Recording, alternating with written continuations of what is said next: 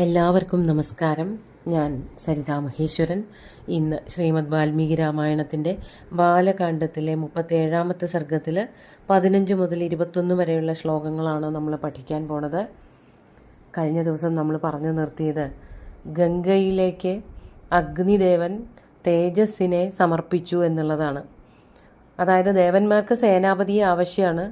ആ സേനാപതിയെ ലഭിക്കണമെങ്കിൽ ഭഗവാന്റെ തേജസ് അഗ്നിയിലുണ്ട്.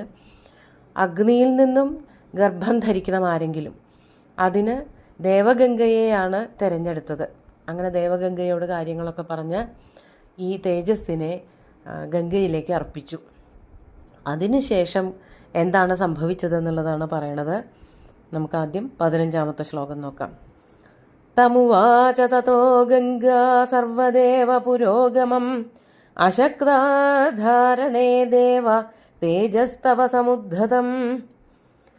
അപ്പോൾ ആ എല്ലാ ഒഴുക്കുകളിലും എല്ലാ നീരുറവകളിലും ഓരോ കണങ്ങളിലും ഈ തേജസ് വ്യാപിച്ചു എന്ന് പറഞ്ഞുല്ലോ. ആ വ്യാപനത്തോടു കൂടിയിട്ട് ഗംഗ അവശയായി. അതാണ് പറയണത്.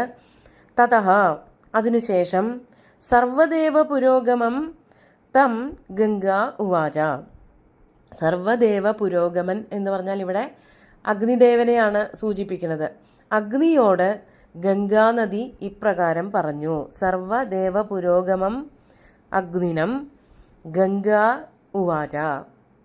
ഗംഗ ഇപ്രകാരം പറഞ്ഞു. തന്നിലേക്ക് ഒഴുക്കിവിട്ട തേജസ്സിനെ പറ്റിയിട്ട് ഗംഗ അഗ്നിയോട് പറയാണ്, അശക്താധാരണേ ദേവ, അല്ലയോ ദേവ, ഈ തേജസ്സിനെ ധരിക്കാൻ ഞാൻ അശക്തയാണ്. ഞാൻ വയ്യാതെയായി പോകുന്നു. എനിക്കിത് ധരിക്കാനുള്ള ശക്തിയില്ല. തേജസ്തവ സമുദ്ധതം, തവ സമുദ്ധതം തേജ ധാരണേ, അങ്ങ് എന്നിലേക്ക് ഒഴുക്കിവിട്ടതായ ഈ തേജസ്സിനെ ധരിക്കാൻ വഹിക്കാൻ ഞാൻ അശക്തയാണ് എന്നാണ് ഗംഗാദേവി അഗ്നിദേവനോട് ആദ്യമേ തന്നെ പറഞ്ഞത്. അപ്പോൾ എന്താണ് അഗ്നി തിരിച്ചു പറയുകയാണ്, ദഹ്യമാന അഗ്നിനാഥേന സംപ്രവ്യധിത ചേതന അധബ്രവീദിദം ഗംഗാം സർവദേവഹുതാശന.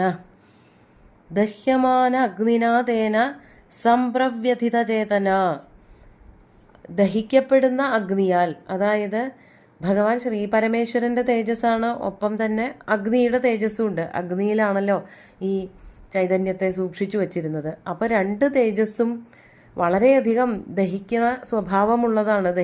ദഹിപ്പിക്കും എല്ലാവരെയും.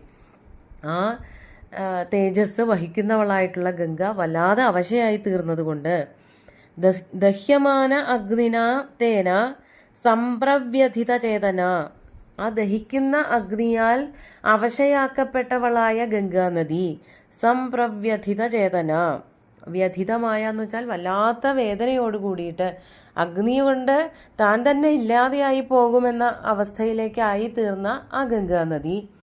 അങ്ങനെ ഗംഗാനദിയെ കണ്ടപ്പോൾ സർവദേവ ഹുതാശനഃ, എല്ലാ ദേവന്മാർക്കും വേണ്ടിയിട്ട് ഹവനം ചെയ്തതിനെ ഭക്ഷിക്കുന്നവൻ അഗ്നി തന്നെയാണ് അർത്ഥം. ഹുതാശനൻ എന്ന് പറഞ്ഞാലും അഗ്നിയാണ്, സർവദേവ ഹുതാശന എന്ന് പറഞ്ഞാലും അഗ്നി തന്നെയാണ്. ആ അഗ്നിദേവൻ ഗംഗാം അധ അബ്രവീദ് ഇതം അബ്രവീദ്, ഗംഗാനദിയോട് ഇപ്രകാരം പറഞ്ഞു. ഗംഗയുടെ പരവേശമൊക്കെ കണ്ടപ്പോൾ അഗ്നിദേവൻ ഗംഗാനദിയോട് പറയാണ്. എന്താ പറഞ്ഞത് എന്നുള്ളത് അടുത്ത ശ്ലോകത്തിൽ 17-ാമത്തെ ശ്ലോകം നോക്കാം.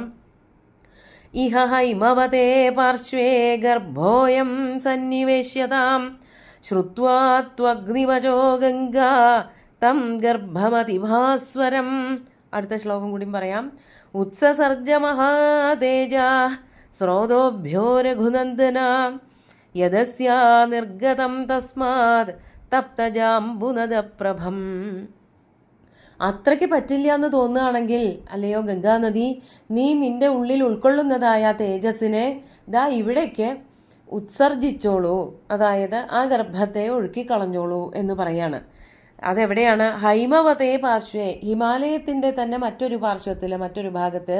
അവിടെയാണ് കഴിഞ്ഞ സർഗത്തിൽ പറഞ്ഞതായ ശരവണവും അതുപോലെ ശ്വേതപർവ്വതവും ഒക്കെ ഉള്ളത്. അവിടേക്ക് ആ ശ്വേതപർവ്വതത്തിൻ്റെ ചുവട്ടിലുള്ളതായ ശരവണം എന്ന് പറഞ്ഞ ശരപ്പുല്ലുകളെ കൊണ്ട് നിറഞ്ഞ ആ വനത്തിലേക്ക് നീ ഈ തേജസ്സിനെ തള്ളിക്കോളൂ എന്ന് പറയാണ്. ഇഹ ഹൈമവതേ പാർശ്വേ, ഹിമവാൻ അതായത് ഹിമാലയ പർവ്വതത്തിന്റെ ഈ പാർശ്വത്തിൽ അയം ഗർഭ സന്നിവേശ്യതാം, ഈ ഗർഭത്തെ സന്നിവേശിപ്പിച്ചോളൂ, അവിടേക്ക് ഒഴുക്കി കളഞ്ഞോളൂ, തൻ്റെ ശരീരത്തിൽ നിന്നും മാറ്റി വച്ചോളാൻ പറയാണ്.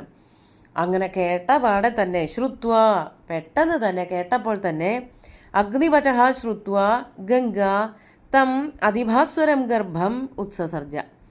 കേട്ട പാതി കേൾക്കാത്ത പാതി എന്നൊക്കെ നമ്മൾ പറയുമല്ലോ, ആ രീതിയിൽ ഗംഗയ്ക്ക് സഹി കെട്ടു, വയ്യാതെയായി ഈ ചൂട് കാരണം. അങ്ങനെ ഗംഗാദേവി അതിഭാസ്വരം ഗർഭം, തിളങ്ങി നിൽക്കുന്ന തേജസ്സാണല്ലോ, അപ്പം നല്ല തിളക്കണ്ടാവും. ആ തേജസ്സിനെ, ഗർഭത്തിൽ ഉൾക്കൊള്ളുന്നതായ തേജസ്സിനെ എന്തു ചെയ്തു? ആ വനത്തിൽ, ഹിമാലയ പാർശ്വത്തിലുള്ള ശരവനത്തിലേക്ക് വിസർജിച്ചു, അല്ലെങ്കിൽ ഉത്സർജിച്ചു എന്നർത്ഥം. മഹാതേജാഹ സ്രോതോഭ്യ രഘുനന്ദന, എല്ലാ സ്രോതസ്സുകളിലും പരന്നു കിടക്കുകയായിരുന്ന തേജസ്സിനെ മുഴുവനുമായിട്ട് ഈ ഒരു വനത്തിലേക്ക് ഒഴുക്കിക്കളയാണ് ഗംഗാനദി ചെയ്തത്.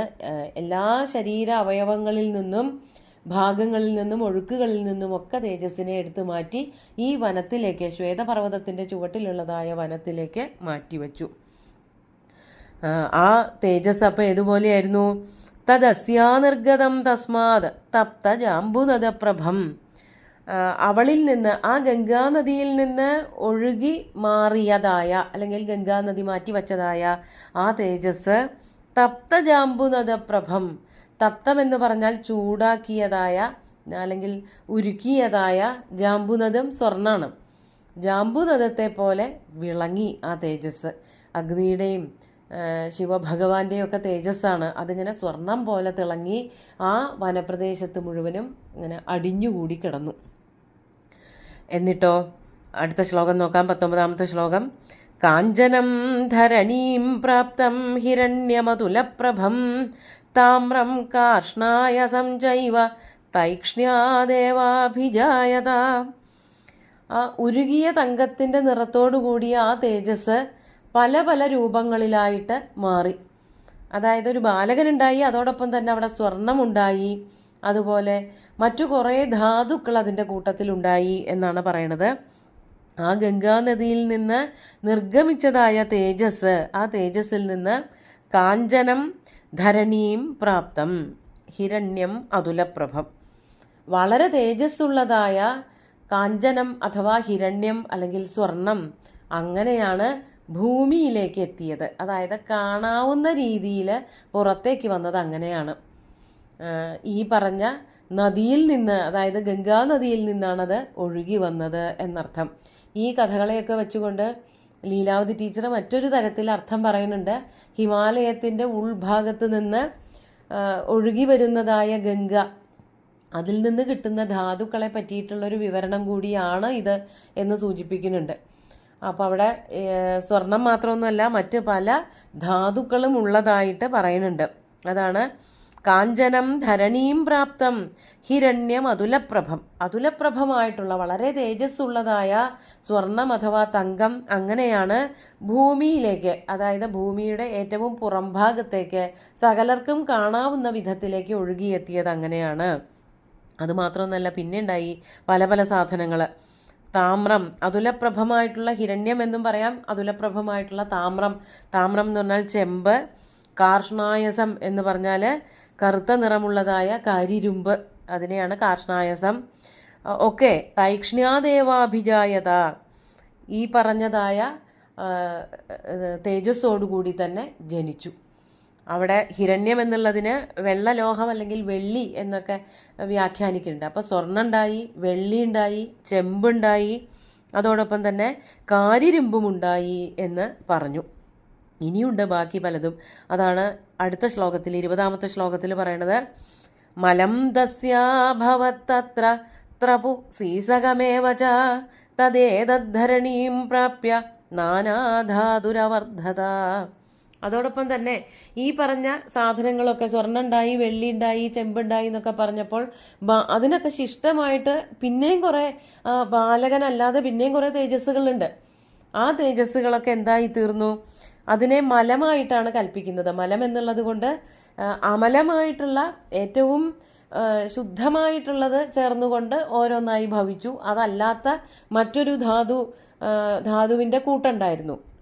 അതെന്തൊക്കെയായി തീർന്നു? ത്രപു, സീസകം. ത്രപു എന്ന് പറഞ്ഞാൽ ഇവിടെ പറയണത് തകരം, ഈയം എന്നൊക്കെ പറഞ്ഞിട്ടുള്ള സാധനങ്ങളുണ്ടല്ലോ, അതൊക്കെ ഇതിൽ നിന്ന് തന്നെയാണ് ഉണ്ടായത്. ത്രപു എന്ന് പറഞ്ഞാൽ തകരം, സീസകം എന്ന് പറഞ്ഞാൽ ഈയം, അതൊക്കെ ഉണ്ടായി. തദ്ദേതത് ധരണീം പ്രാപ്യ നാനാധാതുർ അവർദ്ധത. അതെല്ലാം ഭൂമിയിലേക്ക് എത്തി. ഇതൊന്നും ഭൂമിയിൽ ഉണ്ടായിരുന്നില്ല. ഗംഗ അഥവാ അഗ്നിദേവൻ ഗംഗയിലേക്ക് കൊടുത്തിട്ട് ഗംഗ ഭൂമിയിലേക്ക് എത്തിച്ചതാണ് എന്ന് പറയുകയാണ് ചെയ്യണത്. ഏതായാലും ഹിമാലയത്തിൻ്റെ പാർശ്വങ്ങളിൽ ഇത്തരത്തിലുള്ള ധാതുക്കളൊക്കെ ധാരാളമുണ്ട് എന്ന് പറയുന്നത് ഇതുകൊണ്ടുകൂടിയാണ്. അങ്ങനെ പലതരത്തിലുള്ള ധാതുക്കളെ കൊണ്ട് ആ പ്രദേശം അവർദ്ധത, ശോഭിച്ചു എന്നർത്ഥം. തദ്ദേതത് ധരണീം പ്രാപ്യ നാനാധാതു അവർദ്ധത. നാനാധാതുക്കളോടുകൂടി ഒരു പ്രദേശമായിട്ട് തീർന്നു ഈ ഗംഗാനദി ആ തേജസ്സിനെ പുറത്തേക്കിട്ട സ്ഥലം.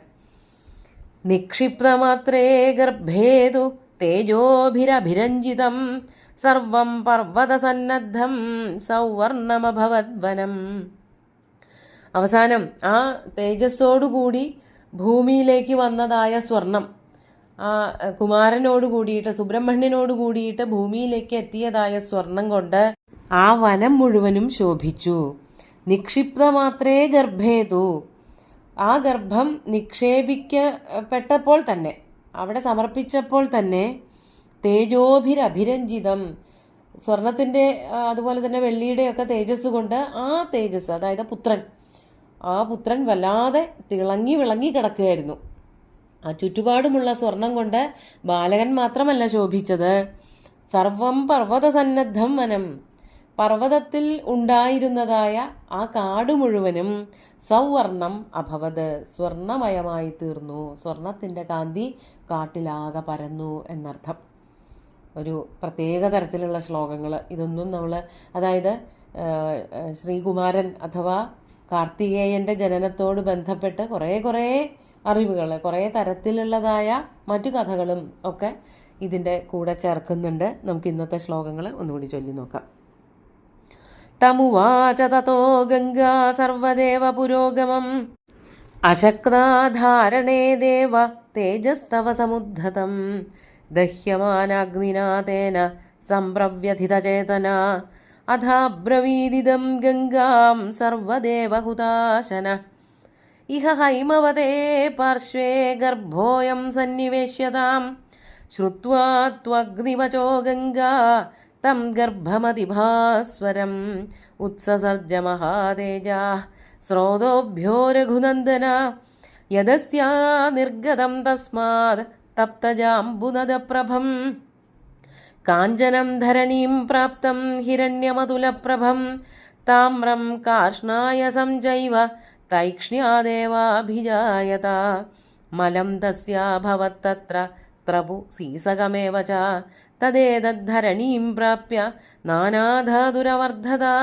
നിക്ഷിപ്തമാത്രേ ഗർഭേതു തേജോഭിരഭിരഞ്ജിതം സർവം പർവ്വതസന്നദ്ധം സൗവർണമഭവദ്വനം. അങ്ങനെ ആ കുമാരനോടൊപ്പം പല പല ധാതുക്കളും ഭൂമിയിലേക്ക് അല്ലെങ്കിൽ ഹിമാലയത്തിൻ്റെ പാർശ്വങ്ങളിലേക്ക് എത്തിച്ചേർന്നു. അതാണ് പറയണത്. ഇനി കുട്ടിയെ പറ്റിയിട്ടുള്ള കഥകളൊക്കെ അടുത്ത ദിവസം നോക്കാം. സുന്ദരമായിട്ടുള്ള ശ്ലോകങ്ങൾ ഭഗവാൻ ശ്രീരാമചന്ദ്രൻ്റെ കാൽക്കൽ അർപ്പിച്ചുകൊണ്ട് ഗുരുവായൂരപ്പനെ സാഷ്ടാംഗം നമസ്കരിച്ചുകൊണ്ട് എല്ലാവർക്കും ശുഭദിനം നേർന്നു നിർത്തട്ടെ. നന്ദി.